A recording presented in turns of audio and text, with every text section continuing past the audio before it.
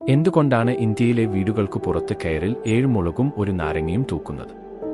ഹിന്ദുമത വിശ്വാസപ്രകാരം ഇത് പ്രധാനമായും ദൃഷ്ടിദോഷം മാറ്റാനാണ്, അഥവാ കെട്ടുകഥയിലൂടെയും ആചാരങ്ങളിലൂടെയും വരുന്ന വിശ്വാസത്തിന്റെ ഭാഗമായും ചെയ്യപ്പെടുന്നു. 7 മുളക് നാരങ്ങ തൂക്കുന്നത് പിന്നിലെ വിശ്വാസം. ജനങ്ങൾ വിശ്വസിക്കുന്നത് പ്രകാരം ഒരാൾക്ക് വലിയ നേട്ടമോ പുതിയ ബിസിനസ്സോ തുടങ്ങിയാൽ അയാൾക്ക് മറ്റുള്ളവരുടെ ദൃഷ്ടി ബാധിക്കാം.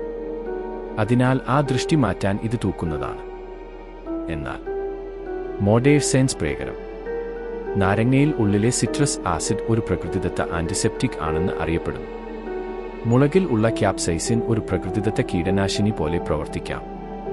ഈ 2 ഘടകങ്ങൾ വളരെ കുറച്ച് അളവിൽ കാറ്റിൽ പകരപ്പെടുമ്പോൾ ചെറിയ കീടങ്ങൾ അതിനോട് അകലം പാലിക്കാൻ ഇടയാക്കാം.